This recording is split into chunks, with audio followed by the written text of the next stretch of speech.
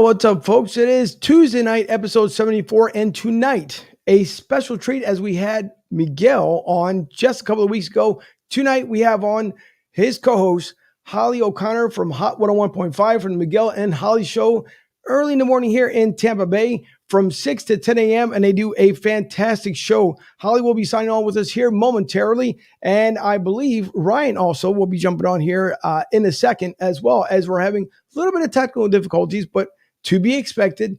That's the way live show works. So it's no big deal. Also, things going on in Philadelphia as well as I wait for the two to come on here. One, Ben Simmons says that he wants out of Philadelphia and he plans on not coming back, or at least not showing up for practice. So do we care that Ben Simmons is coming back? Maybe we'll get into it a little bit later on. Eagles, of course, making some moves as well. Travis Fulgham no longer with the team after being the lead wide receiver last year on the Eagles. So some sports to talk about. We may get into it a little bit later on. But again, tonight it's about Holly O'Connor. She's trying to get her screen here all straightened out so we can have her on. Thank you to everyone who's tuning in tonight. I do appreciate it. Also, for those who tuned in this past week, we had on with our media partner on Goose's Pond Studio, Retro Sports Talk with Goose's Goats. So thank you to everyone who tuned in and then who tuned into the Hunk Full Monte Cristo Cigar Talk Show after that at 4 o'clock. So thank you. And there'll be another show coming up here momentarily, or at least within the next week or two. And I'll keep you posted as well. So tonight, here as I wait for the technical difficulties once again to iron out, I'm Angel, episode 74. We look forward to seeing you guys here on the flip side. Here starts the show right now.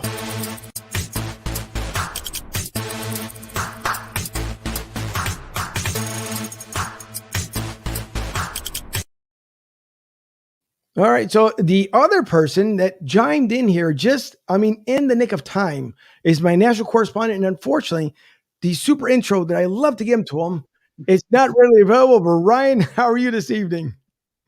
I'm Ryan F., national correspondent. It's great to be with you this evening. Let's just get right into it, man. I got my notes here. So. All right. We'll see how many notes you end up having. I do see Holly waiting there in the green room, but before I bring Holly up here, I want you guys to find out how you can see Holly and listen to Holly for the most part. If you guys look here on the screen, as the rest of us do here on Twitter, you guys can follow Holly O'Connor at Radio Holly on Twitter the same way I do, and most people end up doing it. And of course, I got the screen up here that I probably shouldn't bring down, but that's the way things happen. It's live. Things go nuts. So we have that there. And of course, Ryan sends me a message over here. So let me close that one out. But you can also look for Holly on the Facebook page here at O'Connor.Holly on Facebook. You can like, of course, the page, follow her as well. And she may end up giving you a follow back here. And by the way, on this one here, this is not her Finsta. This is actually her Instagram account. So if you guys follow Radio Holly on Instagram, same thing, give her a follow. And with that all being said, we bring on the lady here of the hour. It is Holly O'Connor. Holly, how are you this evening? I'm so good. How are you? I'm great. Thank you for asking. Of course, that's Ryan right above here. It looks like almost like the little Brady Bunch square here going on. So, yay! Exactly. But hi, listen. First of all, thank you for coming on with us. I really do appreciate it. I know you have to get up at dark 30. I know it's true. Yeah, it's kind of tough. And I know it's for you guys, I guess kind of like little first question out of the gate here, because you guys are up early, you have to be in studio and then get the show launched just before 6 a.m. at nighttime during the week. And then as the weekend approaches, so come Thursday night into Friday night, when you wake up Saturday morning, is it one of those things that you might wake up just an hour later than you normally do? Or do you actually are able to get like your full 8 hours during the weekend? That's weird because it actually just recently changed. It used to be that on the weekends, on Saturday, I could wake up. I would say my normal wake up time was about 7:30 or so. I mean, keep in mind, I have a kid. I have an 8-year-old daughter. She just turned 8. So she's up at the crack of dawn anyway. So it's not really like sleeping in. But recently, in the past couple weeks, I would say, on the weekends, I've been waking up at like 6 a.m. Just boop, I'm up. And I don't get up that time for work. I get up earlier for work. But for some reason, I wake up at 6 and I'm like, why is this happening? I don't know if it's just that I'm getting older or what, but I'd like it if that didn't happen. But I can at least get 8 hours of sleep during the weekends. Well, listen, it happens, believe it or not, because before I used to. I wish I could say it like you guys. I do this full time, but I actually have a full time job throughout the day. The good thing is, when I moved from Philly down here, I used to be at work at 2:30 in the morning. So it's a nice break waking up at 4:30 versus 2:30 because it makes a world of difference. But yeah, dark 30 comes around real quick. I mean, I give you so much credit. I don't know if I could continue to do this job at that hour unless they paid me some kind of insane amount. I couldn't wake up in the middle of the night. It's so difficult. It's difficult as it is, like with the alarm going off at 4. So I totally understand and tip my hat to you. No, listen, I appreciate it. And as you just shared just now, that you do have your daughter. At the balance, of course, being mom, being radio host. Oh, and by the way, for those who don't know, October 21st will be the first live show for Miguel and Holly. That should be really, really big. And Yes. Just to let you know, Holly, I tried to get the VIP tickets. Unfortunately, apparently, I guess I was in VIP fast enough because they sold out so fast. I think it was 40 minutes when it sold out. Yes, I was floored. I had no idea that would happen. That was awesome. Yeah, I mean, I'm sorry for you though. You should have got those VIP tickets. I'm sorry. It's okay. It happens. You know what? I tried. It's fine. I can just from afar. If you hear someone screaming outside when you guys pull up to the building, that'll just be me, some weirdo, until they tackle me, and we'll just take it from there. But I'm here for it. But listen, the good thing is obviously the popularity of the show. I'll get back to you here as far as your daughter here in a second. But the popularity of the show, I'm wondering if you guys, as I said to Miguel, I'm wondering if you guys knew how big the show was actually going to get. And then with you guys sharing so much of your lives, and I know for the most part, as we listen to you throughout the show, for you, you're very private. And every once in a while, you let some things out. It may not be super personal, but you do let a couple things out here and there.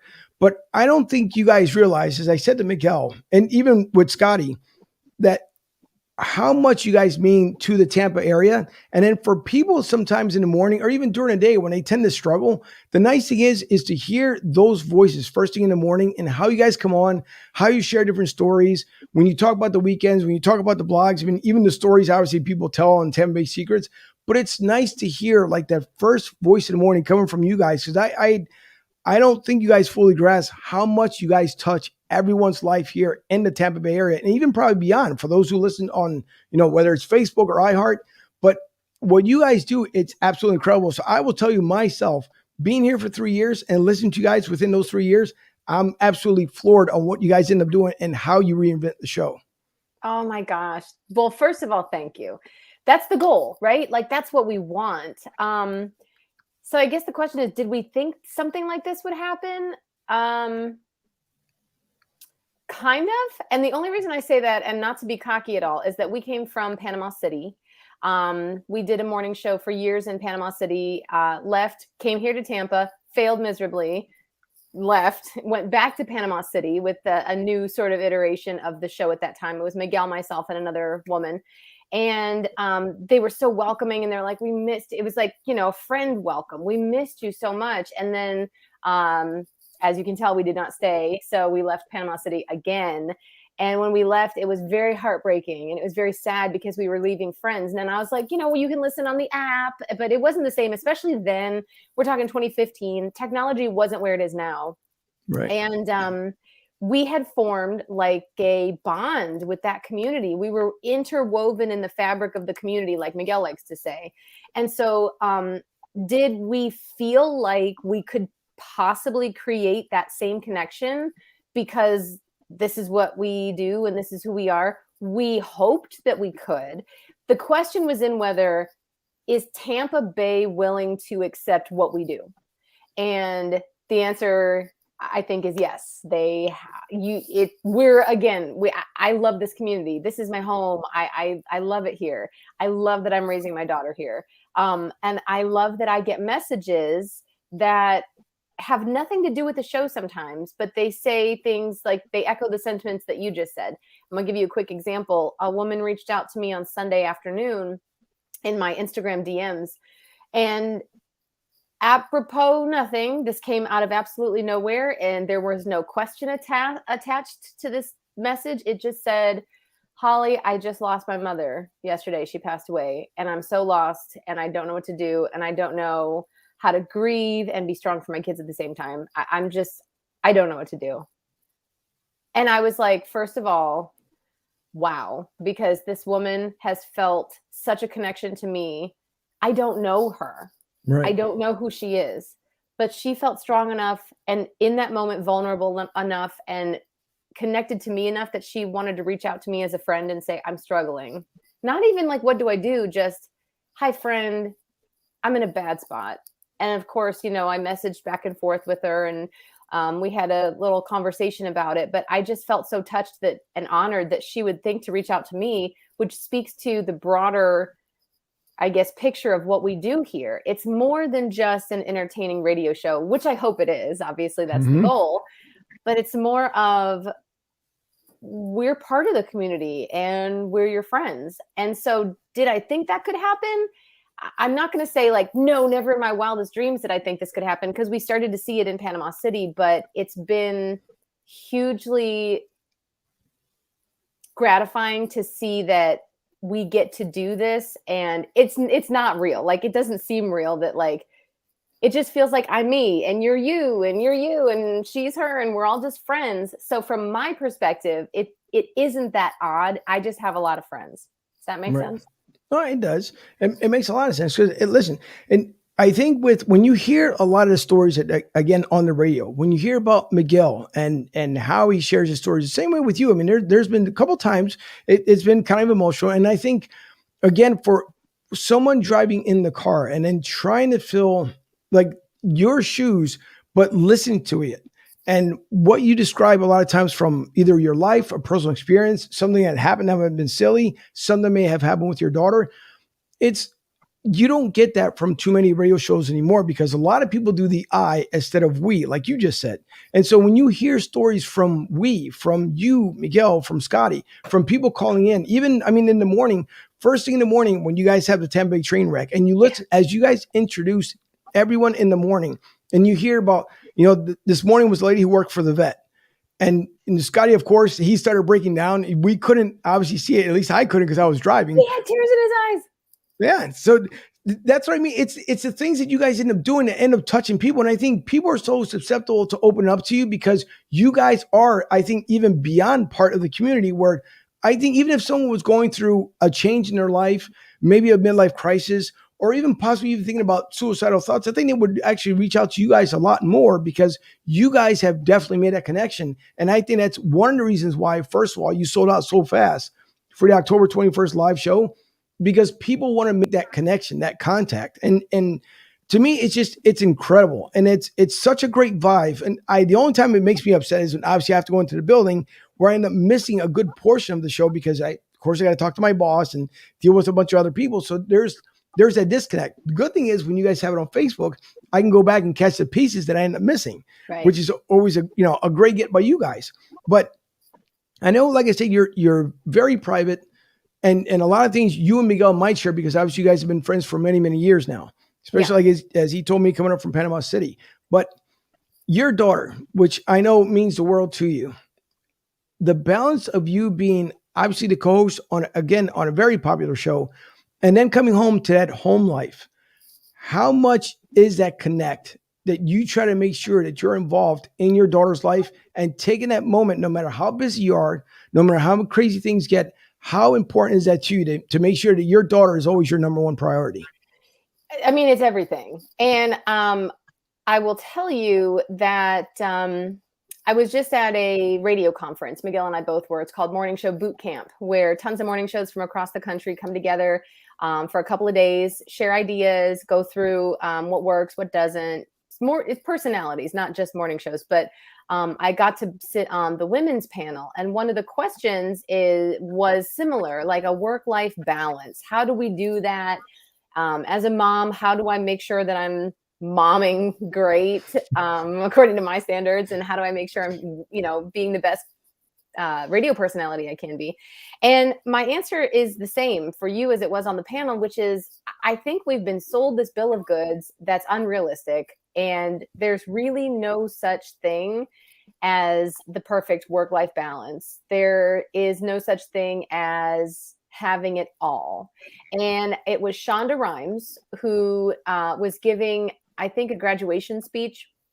And when I saw this, I felt seen finally, that someone addressed it like this.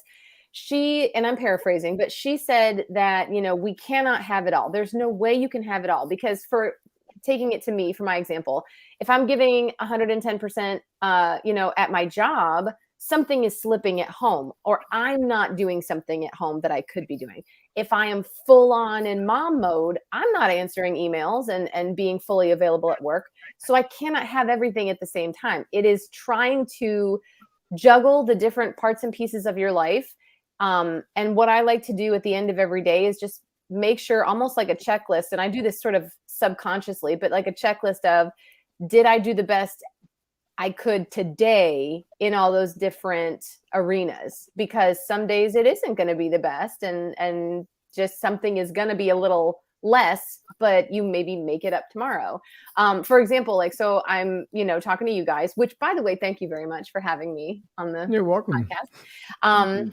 And so usually the reason why it was difficult for me during the week, not even so much the getting up early bit, but because this is the time of day that I am mom. I'm not really radio person at this time of the day. And so, my kid's in the living room watching some reruns of Full House, which is fine, because this isn't like a daily occurrence. But I have the way the day is segmented, I do all my work. I really try to do as much of my work as I can in the building. I come home, I try to get some lunch, maybe grab a nap if I'm lucky. And then once I pick her up from school, then it's then I'm mom, and I'm not the same person. I've never figured out how to be radio me and mom me at the same time. And I think my daughter would think it was weird too. So I'm a different version of me during that time, which all of that goes to her, because I want to make sure she knows that she's my priority, and she always will be. So it's weird trying to balance. It's very difficult. But we just all do the best we can, I think. And like I said, when one thing is going really well, another one might be slipping, but then eventually it's going to come back around. So we just do the best we can. And quick tidbit. Sure. Our October 21st event is not sold out. Just the VIP tickets are sold out. So you can still buy tickets. Yeah, no, that's true. I was going to get to that part there because I knew it wasn't completely sold out, but you're exactly right. Just a VIP, folks. So if you're looking for a VIP, unless you find a scalper outside, if I find a scalper outside and I'm buying 20 tickets, I think the scalper and myself are going to have a couple of choice words, because again, you're getting tickets that other people wanted to get, but it's all right though. Hey, and listen, either way, I'm really happy for you guys, because when Miguel dropped it, I didn't expect for him to say that you guys were going to go live. I thought maybe, I think somebody had mentioned a syndication or something else like that. That's what kind of the area where I was going at. But when they said live, I was just about as giddy as anybody else driving in the car that morning, because it's fantastic for what you guys end up doing. And I can say it over and over again, because you guys are such good positive people within the community, that I think that's why so many people in actuality tune in. You have plenty of radio stations down here. You can tune in the morning, but when you know that you can get a fan and keep that fan for 4 hours of the morning, and they still want to talk about it either after work or during work or try and get other people engaged, you're doing the right thing. So kudos to you guys for doing a phenomenal job with there at Hot 101.5. Thank you so much. It's truly a blessing. No problem. And in case for anyone who's tuning in tonight right now, we are live from the LG Sales Direct Solutions Studio in Tampa, Florida. Of course, my national correspondent is back home in Philadelphia, Pennsylvania. Out there, of course, taking care of things at home. We do have Holly O'Connor from Hot 101.5 from Miguel and Holly Show. And Scotty is probably out doing Scotty things, and it's always fun to... He's got all kind of side hustles. So tonight is one of his side hustle nights. I think it might be music bingo that he does on Tuesdays, or something. But yeah, he's always going somewhere after hours. He's got, speaking of work-life balance, he's got a lot of work that he needs to balance with his life. So he's always on the move. Well, no, I would bet. But before I turn over here to Ryan, there's one thing that I want to get into, which I thought was quite interesting from this morning. So for those who listened in about 13 hours ago this morning, the most interesting, I think, phone call amongst all the other ones you end up getting was, and by the way, I don't know how you do it to put it together, because I know you guys get the call in. I think the caller comes in, Friday night for the segment for Tuesday when they're finding out about their the love test? Oh yeah. So usually we'll talk to them on Monday, and then on Friday, and then we'll usually be able to follow up with them on on Mondays. And then we'll usually replay some bit or another of it the following day. Right. Well, I thought it was kind of interesting this morning because some of us know that you are now dating someone. So the interesting dynamic here would be that the lady, for those who missed it this morning, and you can catch it back on the replay, but she called because she wanted to put her boyfriend to the test, as far as because he took some pictures of himself, and she wanted to know who ended up taking the pictures. Now, I know at one point, Miguel and Scotty kind of wanted to like defend the guy to a certain extent, but to me, it was one of those things. Okay, we learned that when the relationship had started, there was some cheating involved within the first month. Mm-hmm. I didn't expect, honest to God, for the return was that obviously he called you out on Snapchat, but not I was only so did he stressed out. Yeah. Well, not only that, the big surprise was when you started kind of giving us the caption of what ended up happening, and then for him to turn around and saying he still talks to the girl that he originally was talking to in the very beginning. Boy, did that blow me away, because I'm like, wait a minute, what? Yeah. She was the cause and the root of the problem. And now you do something because you say you want to make your girlfriend feel good, and you turn around and do something like this. So being in a relationship now, if you were surprised about something like that, and I'm not saying obviously your man would end up doing something like that, but if he gave you like a major surprise and you were to ask, hey, by the way, like how did you come up with it? If it's an engagement ring or something else like that, it's self-explanatory. But for something like that, and if you would ask your man, hey, by the way, like who ended up taking these pictures, would you feel offended that if he didn't say anything? Or if he did tell you, would you then investigate to find out if it's actually true if he went to a so-called studio? So I've been in a relationship for a bit, and in my relationships throughout my life, I've learned a couple things. So first, if something is wrong, if something feels wrong in your gut, you should follow that feeling. I happen to have really good, strong intuition that I have ignored for a large part of my life to listen to my logical brain.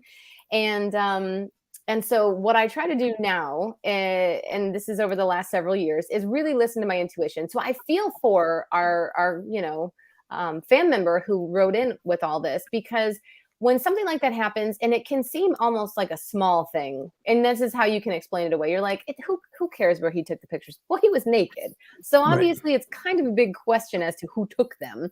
And if, I'm in a relationship where I can't imagine him giving me naked pictures of himself. But if he did, and I was like, oh, okay, where did you do these? It would be preposterous for him to be like, don't worry about it. I'd be like, well, now I'm worried about it. Like, who are you? What is happening? And so when you get that little bit of conflict and you're like, I feel like you should just answer the question, and they're being a little dodgy about it, that's that red flag intuition where you're like, okay, my intuition is telling me that something is not right, but I'm going to try to explain it because I really love this person or XYZ reason. But typically something isn't great. And the only time I found that to be not the case, and I've sort of learned this from our love tests that we do, is if the person coming to us is like, I think there's something amiss. It's been like 2 weeks and I just don't know about this person. Well, first of all, you don't know about that person. It's only been 2 weeks or however long. And then second of all, if you are living in past trauma, maybe you had some bad stuff happen to you in a prior relationship. Maybe you were cheated on. Maybe you grew up with non-communicative parents who didn't pay attention to you. You have some kind of past trauma that you have buried, and now you're distrustful of people. That can throw your intuition off because you're sort of expecting people to do the worst. You're almost set up for people to do you dirty because that's what you've learned in either past relationships or even in your childhood. And so that's what can skew that intuition a little bit. But I would say more often than not, these people who are getting like our situation this week with the pictures, you're getting something weird going on where you're like, well, maybe it's fine. Right. Something's probably not fine. So no, if that happened to me, I'd be like, who took the pictures? Don't worry about it. I'd be like, Now I'm worried about it. And I am secretly like the FBI, so I will find some ish out. So Yeah. yes, Well, I will find it out. I do believe it because obviously you do find out a lot of things, and it's crazy to think about it too. Because obviously now the fun part for me when I listen to when you describe the fake Insta, which you like to call the Finsta, and that's why I said that's why I mentioned to make sure you follow the actual Instagram, not the Finsta one. But it's funny because I can only imagine as far as being in your shoes and then try to come up with a theory like, okay, how do I find this? How do I do that? And then obviously the pictures and stuff that you end up finding. But some of the stories are just interesting. Like some of the responses, some people, the way they feel. I know there was another one where the girl thought that her boyfriend was cheating on her. Come to find out it wasn't even the case. So it's good to hear these stories. And I think, again, as time has changed with the show, and you guys are constantly like reinventing everything, it's good because, again, that's the part of society that we need, even though it might be a little drama filled. And I know Miguel says he loves drama, but the funny part is that it's great because it's another aspect of radio that I think a lot of people don't get into, and it can be a two-way street. Some people may like it, some people may not, but it's fun because if you're really stressed out in the moment, at least the way I'll end up saying is, you can pretty much just self-immerse yourself in that situation. Like, oh my God, I thought my day was kind of crappy. Listen to what's going on over here. So there's like a flip side to everything. But again, you guys always find a way to spin around, because then you have, of course, the Scott stories after that. So it's like, all right, we take you from here to start the show. Then we bring you here. Yeah. Yep. And then it comes back up here with the Scotty story. So again, listen, kudos to you guys, because you guys are doing an amazing job as I turn over here to my national correspondent. Thank you. Holly, again, thanks for being on. Now, I did a little bit of research. I had to dig back just a couple of years. Oh. So let me ask a lighthearted question. Let me get my notes. Get your notes. So when Holly goes out and has Italian food at Sam Adams Oktoberfest and goes karaoke, what kind of Holly comes out? Oh man. Well, I need to update wherever you got that, because that Holly lives back a few years ago. And the reason I say that is because, first of all, we had a pandemic in the middle. I can't drink beer anymore because it upsets my digestional tract. Like, how old am I getting? I can't even drink beer anymore without having a rough day the next day. But I do still love karaoke, and I haven't been able to do it since the pandemic. But what it is, and we talked about this on our podcast, which is interesting that you brought this up, because I feel like I have been slowly evolving to the next version of myself over the last couple of years, probably the last 3 years, maybe 2.5, maybe 3 years. Where I've gotten to know myself deeper, and I have a hard time going out, right? Like I'm sad about it, because I used to be a person who loved going out, getting ready for the night. You don't ever know what's going to happen. And that's like whether you're in a relationship or not. I just love the aspect of getting ready to go have a night out somewhere. Karaoke maybe, or dancing, or just, drinking at the bar with your friends. And over the past 3 years, it's sort of been a little bit rougher for me to do that. And I don't know if it's just that my child is growing up and I'm a little bit more like, I don't know. When your kid is like 3 and you get a babysitter, they just put them to bed and you can go out. But like when your kid is 7, they're asking questions and you're like, oh yeah, going to the bar. Or like obviously her dad and I are divorced. So on weekends when he's got her, then I'll use that as a going out weekend. But I can't hang, man. I can't hang as well as I used to. And I don't really know. It's just this weird shift that happens over time. But I think about going out now, like on a Friday, and I'm like, oh my gosh, like I woke up early today. The thing that I want to do most is probably just get my pajamas on, drink seltzers at home, and like watch a movie. And that is perfection. So it's a little different, but I still do go out from time to time. It's been weird post-pandemic. There hasn't been a whole lot of instances for me to do it. My friends aren't really into going out at the moment. So it's been a while. It has been a while since I've been able to go out and have any sort of Sam Adams and karaoke nights. On a more serious note, as a woman in broadcasting, I've heard horror stories. Oh, you froze up. A lot of people hear horror stories about women in broadcasting. Can you talk a little bit about the trials and tribulations that you faced to get to where you are now? As a woman in broadcasting, man, yeah, it's been a lot. And I don't say that to be like, oh, we have it so tough, but it's a very different experience as a woman in this business than it is as a man in this business. I mean, I came up with like this stereotypical stories where I interned and my first job was at a cluster of stations that had a country station and a rock station. So there was a sales guy at the rock station who would hit on me when I was an intern at these bar gigs and say like the most cringe-worthy, like, I can't repeat it because it's so inappropriate. And I was 21 and he was like probably 35 and dating our boss. Oh, wow. It was a scary time because I didn't know what to do. This was way before Me Too and all this. And this was just something that you were expected to navigate. I got told at my second radio station in Panama City that I couldn't wear the shorts I was wearing one day. I felt like I was a kid at school. Couldn't wear the shorts I was wearing one day because it was really distracting to salesmen. I was like, I'm not even in this. I'm in the studio. It's a lot. So there's all those stereotypical things, but I think the one of the biggest bummers, I don't even know if that's the best word, but one of the crappiest things that happened comes down to the pay difference between men and women that still exists. And it was when we were going through we were getting an agent for the first time because we were like a little show in Panama City, Florida, and the big leagues wanted us. This was when we were first getting looked at by Tampa and another big city.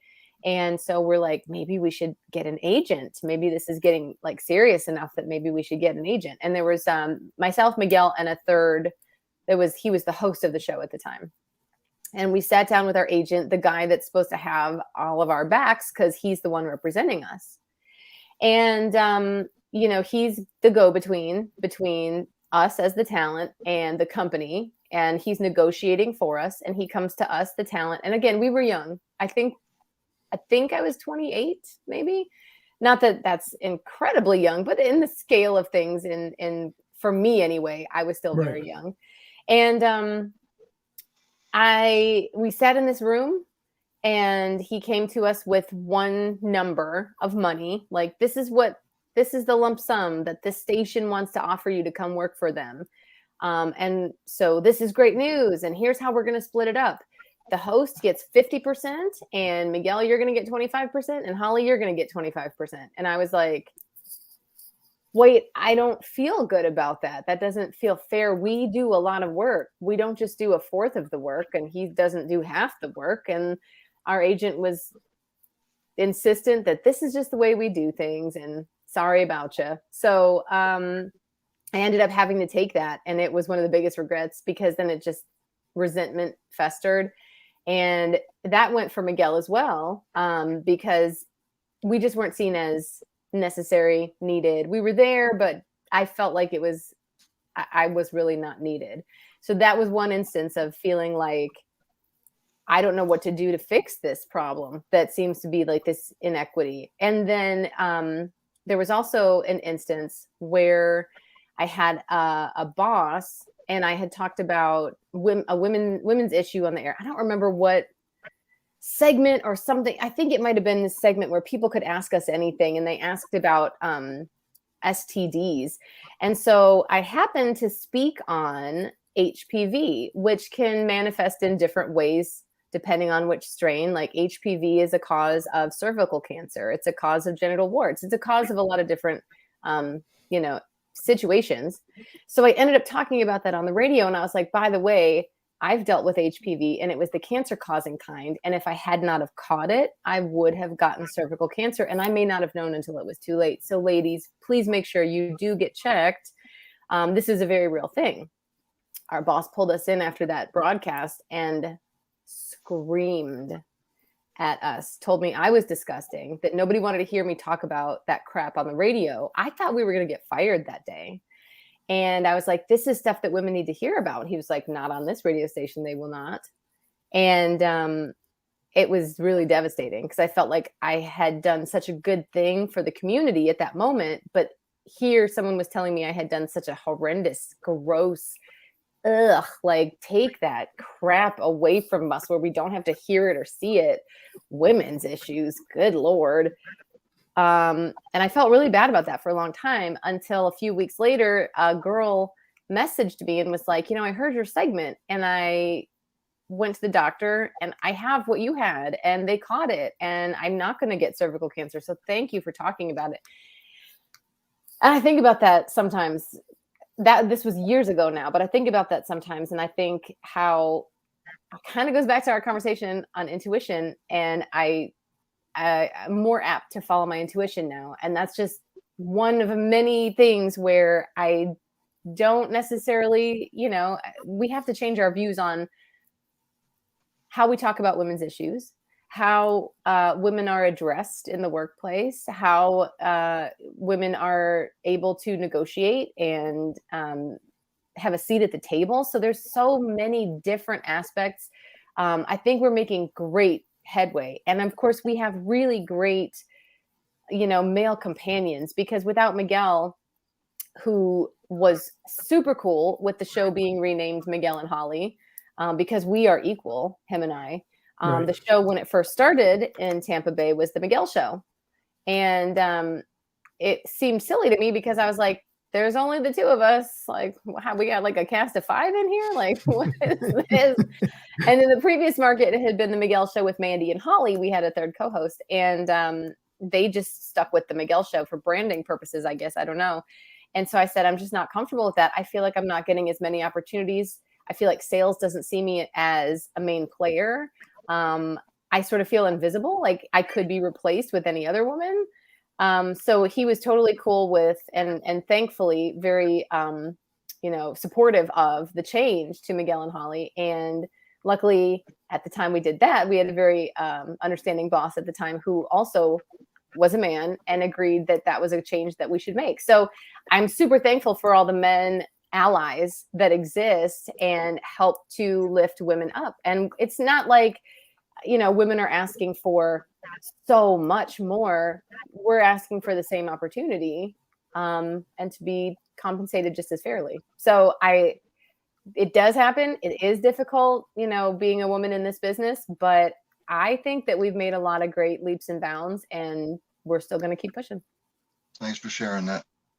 Well, it's funny because I was going to ask you if there was a personal time in your life that you can probably share with us, but I think Ryan may have just hit it on the head there as far as asking that question. But you know, I hear you sometimes obviously doing like the promos or at least a commercial. Is there when you guys get involved, because you are, like you said, you and Miguel are equal. When it comes time to do a promo, whether let's just say I'm just using it as a hypothetical, I'm not saying you guys do it, but one for like, let's say like Toyota or Chevy or an auto parts store. Is it designed for one and or the other, or do you and Miguel like to share responsibility when it comes to the actual promos? Well, promos are different than actual commercial endorsements. So when we're talking about a car dealership or, you know, Corona, the beer, or if there's an actual client tied to it, those are endorsements. And we are, that all gets figured out through the sales department. And that's a client that is paying for us to endorse that business. So sometimes it just depends. Sometimes it's both of us. Sometimes clients like the banter that the two of us do about a product together, like Corona does. And, you know, the two of us will go back and forth about our Corona seltzers and our pocket limes, and that'll be both of us. Same thing. We both do Furman. So it's Furman CJDR. Why can't I think of what that all stands for? Chrysler, Jeep, Dodge, Ram. So we both do Furman, Chrysler, Jeep, Dodge, Ram right now. And same thing with them. I mean, they like the banter back and forth. They like the power behind the entire show. Like the two of us, obviously Scott's part of the show, but the two of us that kind of formed this whole thing, putting our weight behind this product. Then there are certain clients that only necessarily need one of the two of us. One of those would be like Miguel has International Diamond Center. And so for whatever reason, their marketing department decided Miguel was a good fit, and they really just wanted to go with Miguel. So he's the endorser, and I'm not part of that deal. So that's why I'm not on any commercials or endorsements with him. Neurospa TMS is one that I do by myself because I have used their service. I'm a huge proponent of talking about mental health, and they really wanted to expand their marketing reach into radio. And so we came together. I did the treatment, had huge success with it, and I have nothing but good things to say about them, which is always what you want in an endorsement.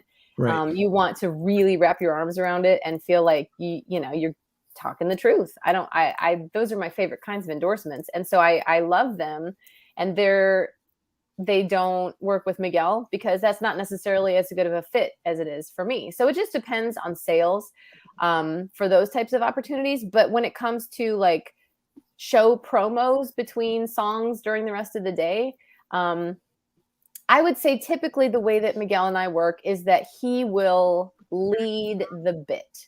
So you usually hear his voice first. And I would say he's like, what does he say? He says he's the project manager. He's like Right. the quarterback, right? So like we each have our different strengths. And one of his strengths is knowing exactly where we're going to go, where we need to go in a bit, a segment, a break on the air, doing a promo.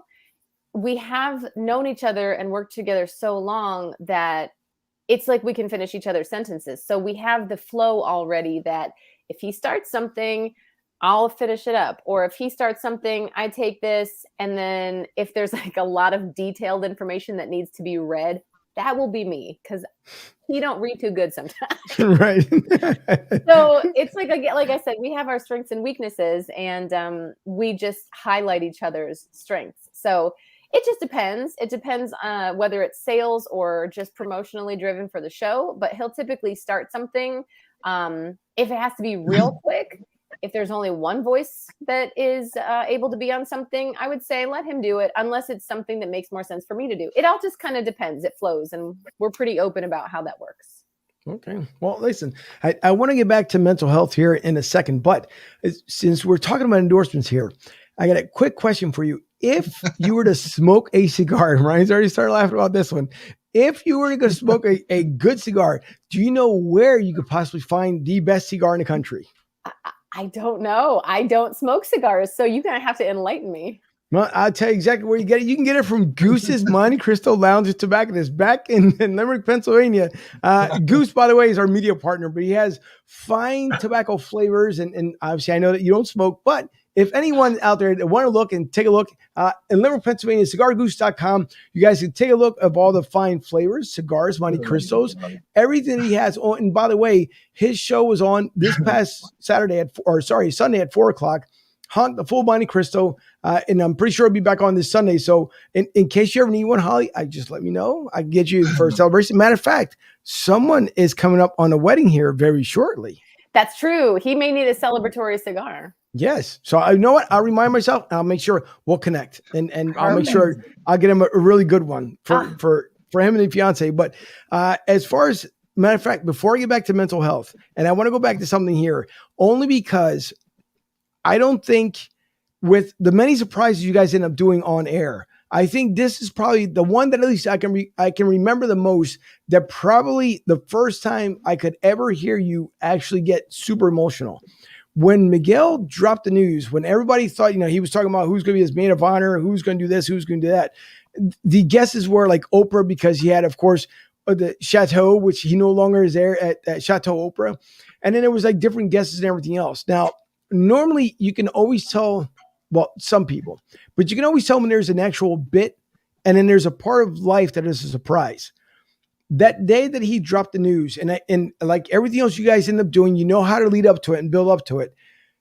Did you even expect for that news to drop the way that it did? And then your actual natural reaction, which I think, again, most of us that were driving that day were caught by surprise as well. But your natural reaction, I think it took a lot of people's like heart and emotions, because I don't think we expected the news that you got dropped that day.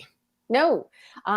So what you're talking about is when Miguel asked me to officiate his wedding. Yes. Which was a huge surprise. And I don't know. I think there are people that may not believe that that's the case, but life had, okay, so let me back up real quick. So that was an absolutely genuine reaction because, so Miguel and I are best friends, have been since he moved into my apartment in 2008. And that was the second time that I had met him. And then we lived together for 5 years. So we've been best friends for a long time. We have worked together for a long time. And like I just said, we can almost finish each other's sentences. However, the last few years for us both personally have been a little rocky. I mean, obviously, not together, but like individually. Thank you, by the way. So what happened is like my life got a little insane. I deal with a lot in my personal life. And you're right. I tend to be a little bit private about some of the things that happen in my personal life. Right. First, because I have to be, for various reasons that I can't talk about, but also because I needed to kind of pull back in and keep some things to myself. I'd love to be able to at one day talk about the absolute craziness that has been my roller coaster of a life for the past 3 years or so.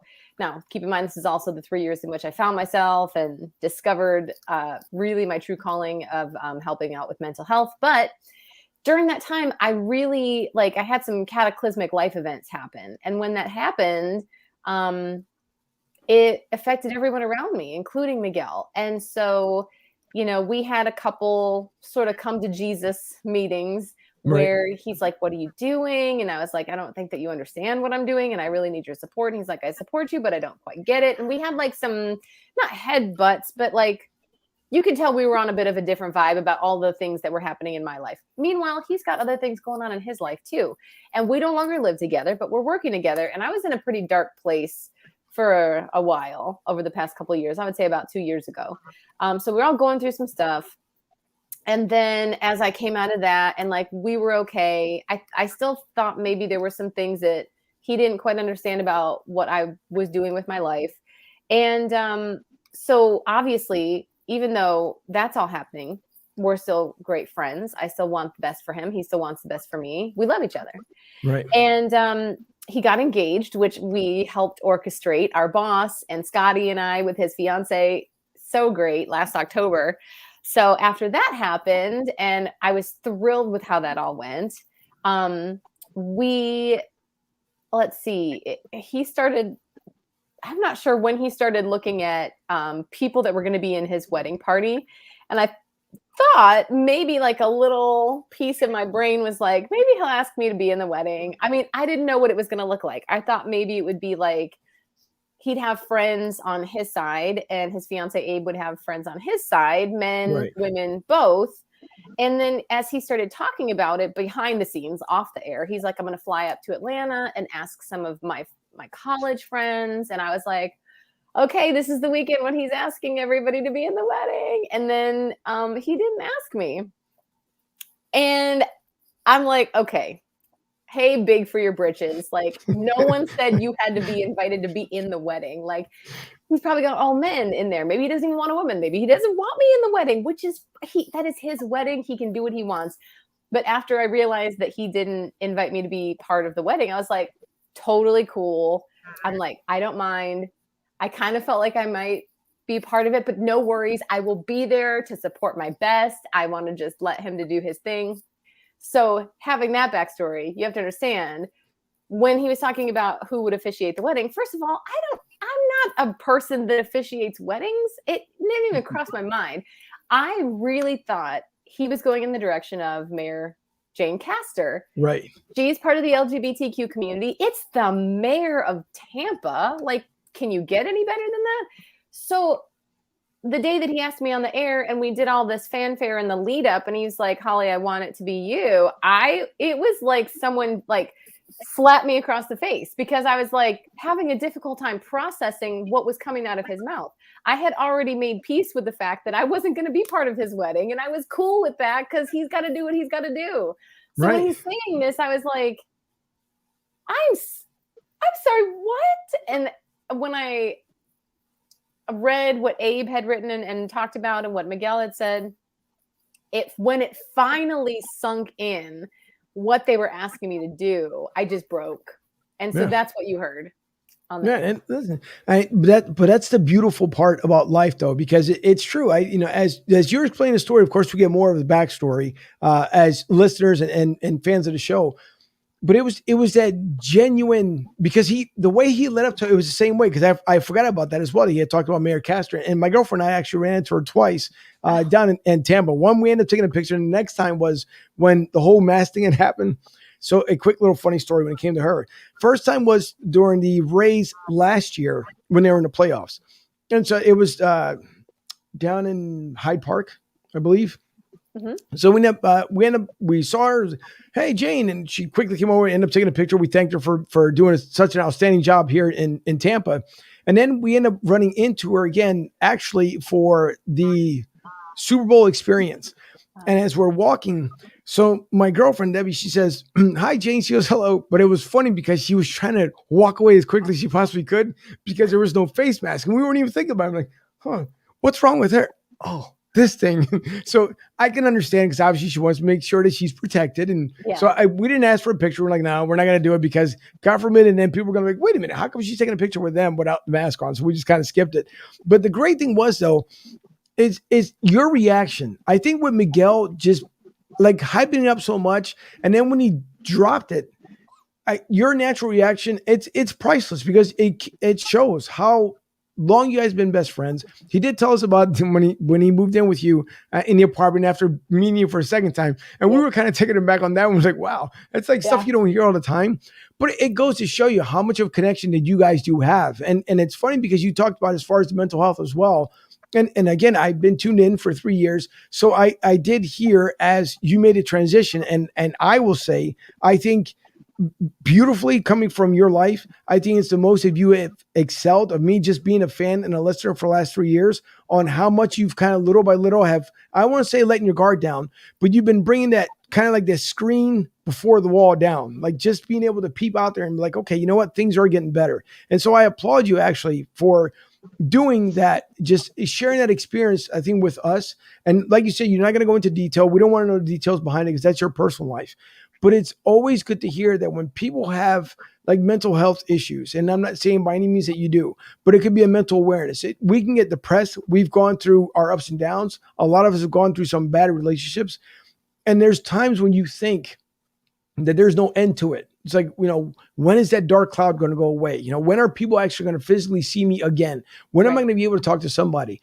And then again, seeing you and then listening to Miguel and how he's positive, and then just watching you just evolve all over again. Holly, I will tell you that you've done strides. And again, just knowing you just from being a fan on the radio for the last 3 years, you've made some tremendous strides, because I again, for the people to reach out to you and say that, just like you mentioned a girl with the getting a screening test done, I think that's where people are feeling that connect. Like, you know what? It's a show, but they do understand. And Holly, we all of us go through trials and tribulations. It's a tough thing. Lord knows I've been through it. Ryan has been through it, and he's still going through it. But it's nice to hear when people are able to at least share that experience, to let other people know, you know what, you don't have to stay in that shelter. You don't have to stay by yourself forever. You don't have to do these things, because the more you don't seek help, the worse it's going to be, because then you got suicidal thoughts, the depression kicks in. There's so many different things. So, without sharing anything super personal, what made you kind of make that transition to say, you know what, maybe I do need to speak a little bit more? So I came up with this phrase, and I sometimes get it wrong, but I think this is what my general idea is, so I didn't search out mental health advocacy. I didn't one day wake up and go, I'd like to learn more about mental health. I think stuff sort of comes to us. It falls in our laps, right? And we can do one of two things. We either accept it or we push it away. So I didn't search out mental health advocacy. It was thrust upon me, and I accepted that challenge. So someone in my life a few years back had like what I guess we could call a mental health crisis. And this is someone that I love very much. And when someone that you love has a mental health crisis, like it's difficult to see what happens. Like it's difficult to watch the reality of an actual mental health breakdown. And so this has always been how I've been anyway. I like to research stuff. I like to know why things are happening. And that's not just with mental health. That's literally with everything. Like my partner was really trying his hardest to like explain football to me on Saturday as the Bucks were playing. And I mean, I went to every football game in my high school. I was in a band. Like I've seen so many football games, right? But I still don't quite get it. Just we won't even talk about that. Don't worry about it.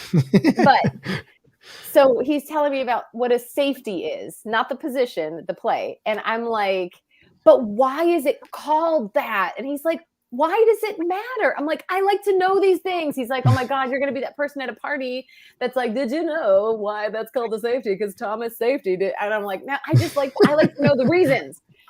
I like to know. So when something like a mental health situation arises, for myself or friends or family, my thing is, what is this and why is this happening? And that's really what took me into this whole mental health journey that I've sort of dove into head first, looking stuff up and researching and figuring out what it means. I've struggled with depression in my life and anxiety. And that's why I, have teamed up with NeuroSpa TMS, but I did research on that too before I jumped into that. And so what I realized through that mental health crisis that kicked this whole thing off is we don't talk about this enough. Right. And I'm going to be able to talk about it more, hopefully, maybe in like the coming year, because I'm still not prepared to talk about all of it. But eventually I will be. And I would love to talk more about it because there's so much that people don't know. And there's so much that people either assume or just ignore. And that even comes down to like just your run. And I don't mean to minimize this, but like a lot of people deal with depression. Just depression people don't understand. Because if you deal with depression, you might know that, when you're in it, it feels like it's embarrassing to talk about it. And that's part of the reason why so many people don't get help, because they don't know how to say what's wrong, and that admitting if they say that something is wrong, it means there's like something bad or wrong with them. I deal with that. I deal with that. Like I go through rough times once a cycle, and I will lay in bed and be like, I'm not doing very good at my job. I don't even know, like someone's going to take my kid away. I'm such a bad parent. And I get into these thoughts, which are like, okay, that's ridiculous. But in that moment, it's not ridiculous. And It's my reality. And then I'm like, this feels bad. But I'm going to tell someone about this. Someone's going to think this is ridiculous. Everyone's going to think I'm stupid. Like the depression makes you tell yourself like insane things, and then you believe it. And so it's just, I think talking about it, and that's, my goal for now is just to open the conversation so that people feel comfortable enough to share when they have something going on in their mind that they're like, maybe I don't want to tell anybody about this. This is a little crazy. You should tell someone about it, because you can help. Yeah. And then just that one little step of telling someone can help you. I dealt with postpartum depression. I had no idea what that was, or I first of all, I felt terrible. And then I felt guilty for feeling terrible. And it just, the more we talk about things, normalizes it. And it's so important that we understand that so many people in our lives that we chalk up to just being crazy. Oh, that's crazy. Oh, that person's just being crazy. Or like online, you see someone who's being like an antagonist, and they might just be an antagonist. But I like to now pause. And what this whole thing has taught me is to be like, why is this happening? No, is there a deeper meaning here? That is true. And let me give you one of these, because that is super